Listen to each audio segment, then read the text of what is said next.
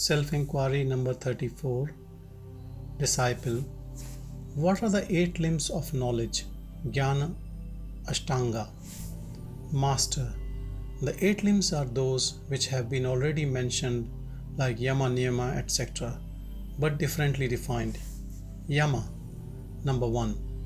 This is controlling the aggregate of sense organs, realizing the defects that are present in the world consisting of the body, etc.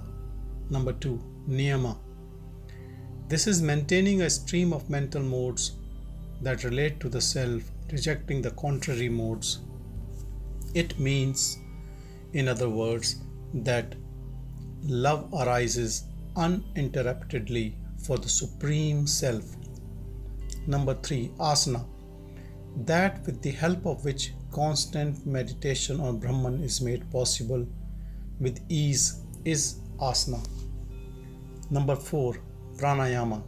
Rechika or exhalation is removing the 2 unreal aspects of name and form from the objects constituting the word, the body.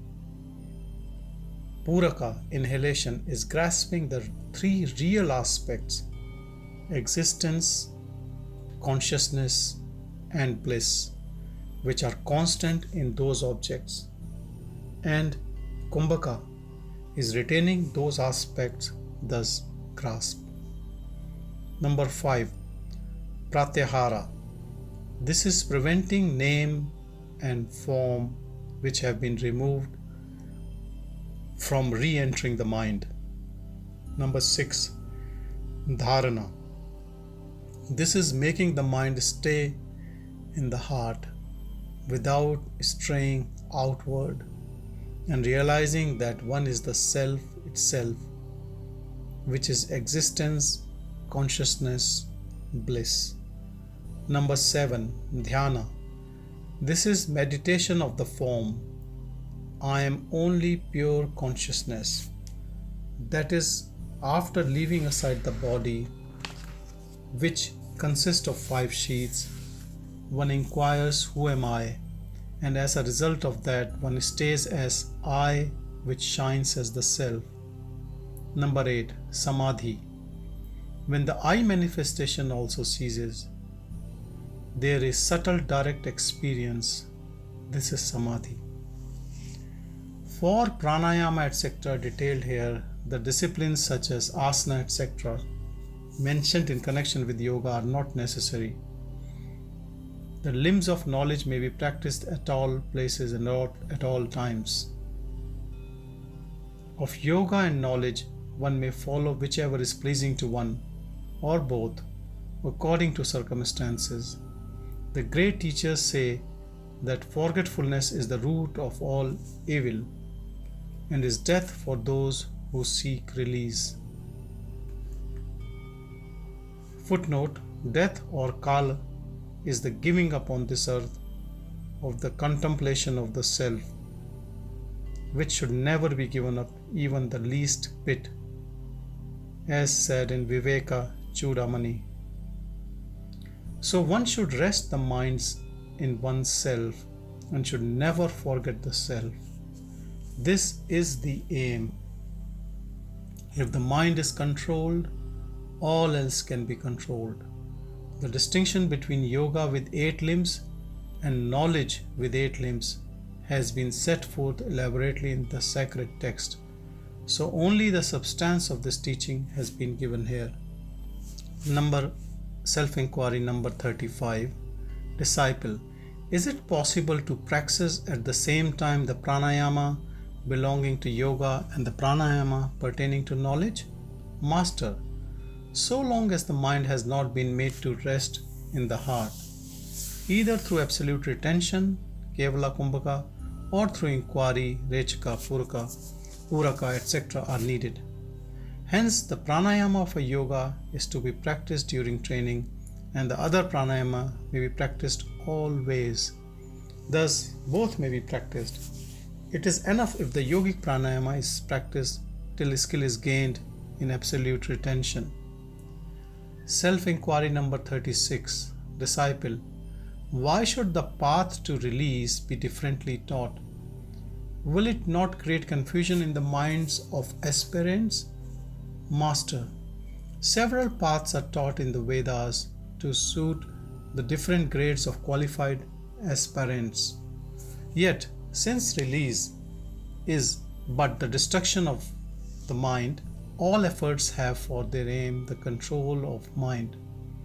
Although the modes of meditation may appear to be different from one another, in the end all of them become one.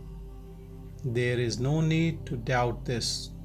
One may adopt that path which suits the maturity of one's mind. The control of prana, which is yoga, and the control of mind, which is jnana. Footnote: seeing everything as real according to the scripture. I am Brahman, one only, without a second. These are two principal means for the destruction of mind, that is, control of prana through yoga and the control of mind, which is jnana. To some, the former may appear easy and to the others later. Yet jnana is like subduing a turbulent bull by coaxing it with green grass, while yoga is like controlling through the use of force. Thus the wise ones say that of three grades of qualified aspirants, the highest reach the goal by making the mind firm in the self through determining the nature of the real by Vedantic inquiry and by looking upon one's self and all things as of the nature of the real. The mediocre by making the mind stay in the heart through Kevala Kumbhaka and meditating for a long time on the real.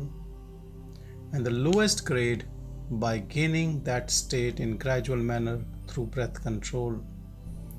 The mind should be made to rest in the heart till the destruction of the I thought, which is of the form of ignorance residing in the heart. This itself is jnana. This alone is dhyana also. The rest are a mere digression of words, digression of the text. Thus the scriptures proclaim. Therefore, if one gains the skill of retaining the mind in oneself through some means or other, one need not worry about other matters. The great teachers also have taught that the devotee is greater than the yogi. Footnote 12. Of all yogins, only he who rests his unwavering mind and love in me is dear to me, in Bhagavad Gita. And that the means to release is devotion, which is of the nature of reflection on one's own self. Footnote 13. Of the means to release, only bhakti, devotion, may be said to be the highest. For bhakti is constant reflection on one's own self, viveka chudamani. Thus, it is the path of realizing Brahman that is variously called Dahara Vidya, Brahma Vidya, Atma Vidya, etc. What more can be said than this? One should understand the rest by inference. The scriptures teach in different modes. After analyzing all those modes, the great ones declare this to be the shortest and the best means. Self-inquiry number 37. By practicing the disciplines taught above, one may get rid of the obstacles that are in the mind, like ignorance, doubt, error, etc., and thereby attain quiescence of mind. Yet there is one last doubt. After the mind has been resolved in the heart, there is only consciousness shining as the plenary reality. When thus the mind has assumed the form of the self, who is there to inquire? Such inquiry would result in self-worship. It would be like the story of the shepherd searching for the sheep that was all the time on his shoulders. Master, the Jiva itself is Shiva.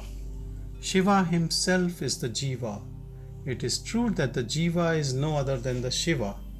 When the grain is hidden inside the husk, it is called paddy. When it is dehusked, it is called rice. Similarly, so long as one is bound by karma, one remains a jiva. When the bond of ignorance is broken, one shines as Shiva, the deity.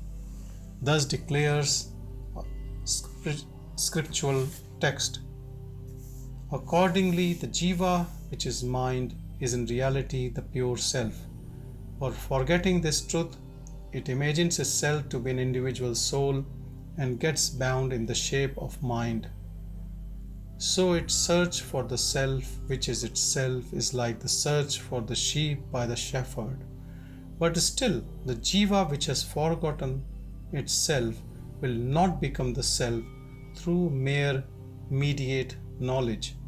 By the impediment caused by the residual impressions gathered in previous births, the jiva forgets again and again its identity with the self and gets deceived, identifying itself with the body, etc. Will a person become a higher officer by merely looking at him? Is it not by steady effort in that direction that he could become a highly placed officer?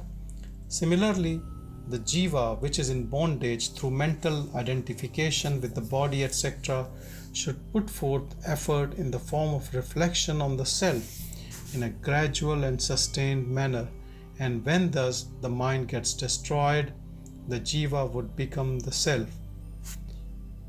The reflection on the self, which is thus practiced constantly, will destroy the mind, and thereafter will destroy itself like the stick that is used to kindle the cinders burning a corpse. It is this state that is called release. Inquiry number 38. Disciple, if the jiva is by nature identical with the self, what is it that prevents the jiva from realizing its true nature? Master, it is forgetfulness of the jiva's true nature. This is known as the power of wheeling. Inquiry number 39. Disciple, if it is true that the jiva has forgotten itself, how does the I experience arise for all? Master, the wheel does not completely hide the jiva. Footnote number 15. Ignorance cannot hide the basic I, but it hides the specific truth that the jiva is the supreme self. It only hides the self nature of I and projects the I am the body notion, but it does not hide the self's existence, which is I and which is real and eternal. Self-inquiry number 40. Disciple, what are the characteristics of the Jivan Mukta, the liberated in life, and the Videha Mukta, the liberated at death? Master, I am not the body.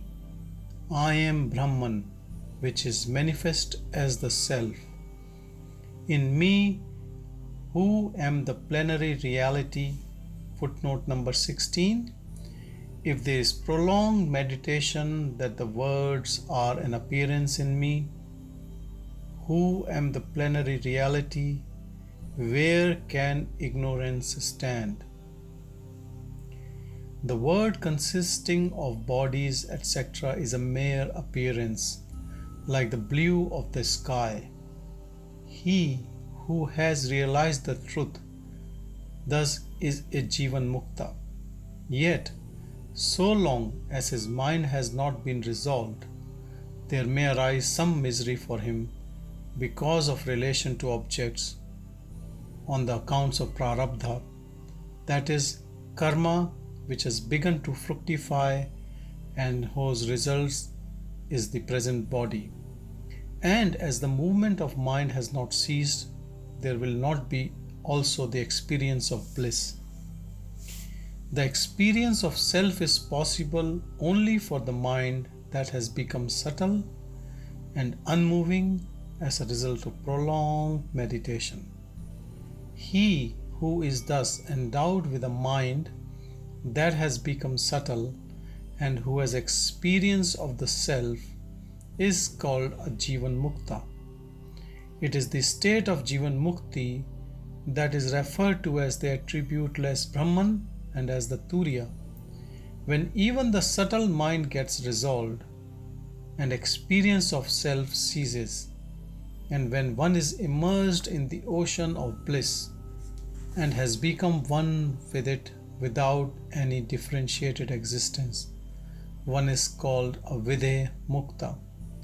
It is the state of Vidhe Mukti that is referred to as the transcendent, attributeless Brahman and as the transcendent Turiya.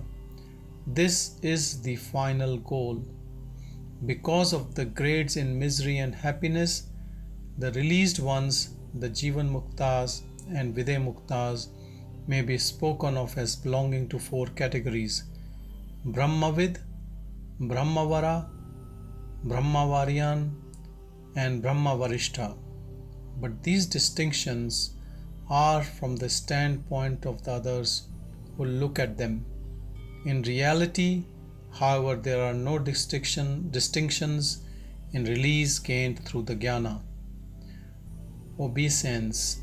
May the feet of Ramana, the Master, who is the great Shiva himself and is also in human form, flourish forever. Translated by Professor T.M.P. Mahadevan.